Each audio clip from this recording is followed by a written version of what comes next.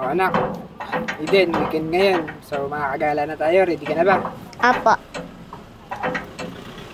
Anak, teka lang, may kakausapin na si daddy ha. Okay po.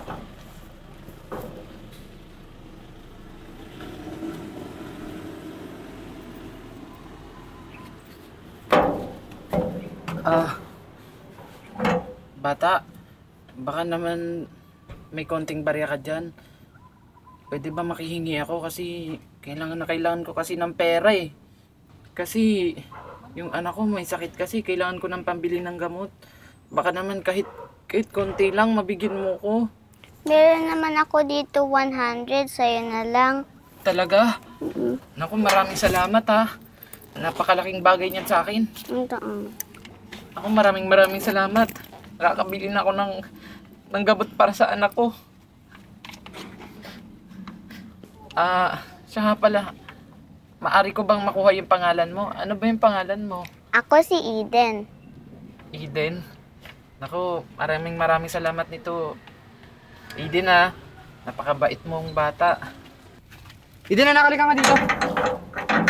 O ikaw, Pulubi. Huwag kang makalapit-lapit sa anak ko. Mamaya gumaya pa sa kadugyutan mo. Paano hingi ka pa talaga ng pera? Sir, pasensya na po. Nangangailangan po kasi ako ng pera, sir, kasi yung anak ko po, sir, may sakit po kasi, sir, eh. Kailangan ko po ng pambili ng gamot. Kung kailangan mo ng gamot, magtrabaho ka. Hindi ka naman baldado eh. Sir, pasensya na po talaga, sir. Tara, anak.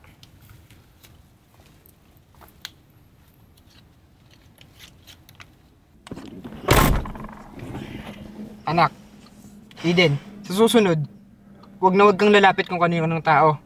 Intindihan mo si daddy? Apo. Sa isa pa, anak, huwag ka nang masanay na tumulong agad sa kani-kanino. Kasi anak, mamaya, modus lang yung ginagawa nila. Naawal lang po kasi ako sa tao. O sige na, basta sa susunod, ayoko na maulit yun ha. Apo. Tara, alis na tayo.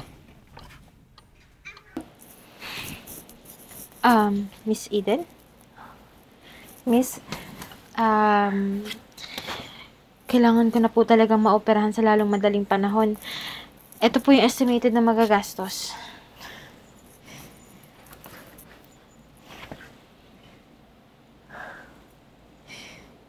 Miss, napakalaking halaga naman po nito. Hindi ko pa po afford magpa-opera eh. Naku, miss, pag hindi ka po naoperahan within this month, maaari pong lumala yung komplikasyon. Maaari niyo po ito ikamatay. Miss, hahanap na lang po ako ng paraan. Kasi po yung tatay ko kakamatay lang din po eh. Wala pong natira sa savings namin.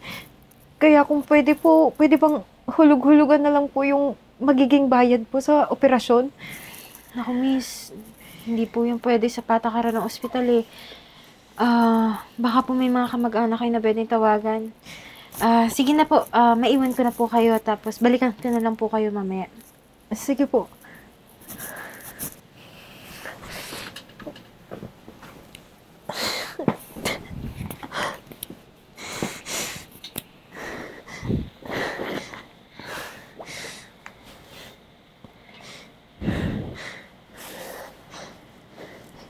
Hello?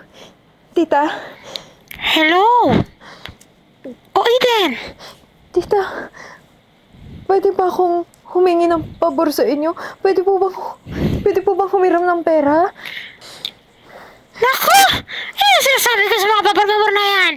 Magbibigay kayo ng tulong sa mga kamag-anak niya, tapos babawiin niyo rin! Wala! Tita, kailangan ko lang kasi para sa pa-operasyon ko eh. Baka po mamatay ako kapag hindi ako na-operahan. Asas! Nagdadahilan ka lang, gusto mo lang maningil eh! Wala akong pera! Bahala ka dyan! Bye! Tita!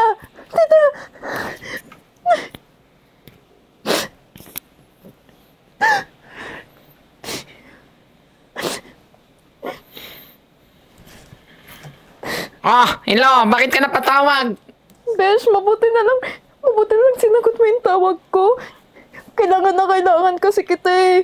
Aba, kailangan ng tulong? Kailangan mo ng pera?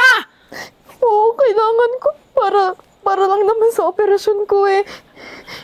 Asus! Alam mo, kung ano-ano nang pinagdadahilan mo eh.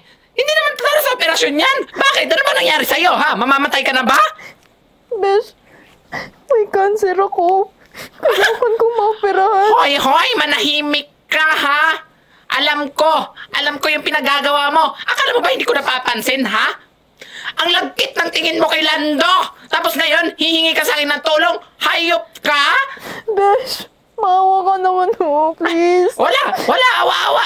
Bahala ka na dyan! Mamatay ka na kung gusto mo! Wala na akong pakialam sa'yo! Bye-bye! Besh!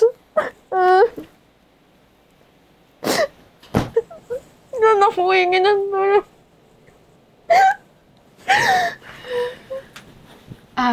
Excuse me, Miss Eden. May gusto lang po akong i-update about sa mga kailangan niyong bayaran. Hindi.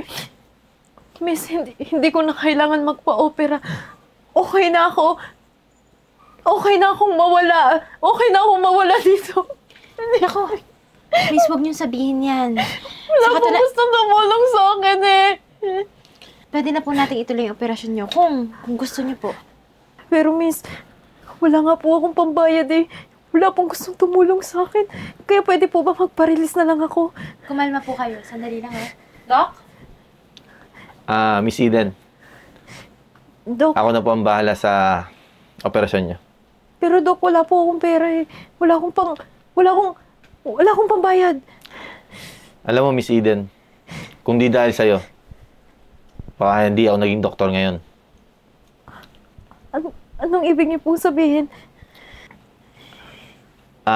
Miss Eden, siguro ako di mo kilala. Pero yung tatay ko, naaalala mo. Ako maraming salamat. Nakakabili na ako ng gamot para sa anak ko. Siya nga pala. Maari ko bang makuha yung pangalan mo? Ano ba yung pangalan mo? Ako si Eden. Eden? Nako, maraming salamat nito. Eden napakabait mong bata. Ano pong sinasabi niyo? Hindi ko po maintindihan eh. Siguro nga, matagal na panahon na yon. 30 years ago. Di ba, ikaw yung tumulong sa tatay ko? Na isang pulube. Alam mo, binigyan mo siya ng pera para sa anak niya na nangangailangan ng tulong. At ako yun. Alam mo, kasi si tatay, bago mawala, pinahanap ko niya sa akin eh. Kaya siguro, ito na yung tamang panahon para kami naman yung tumulong sa'yo. Alam mo, Eden, nagsumikap ako nung nailigtas mo yung buhay ko. Kaya malaking pasasalamat namin mag-ama sa inyo.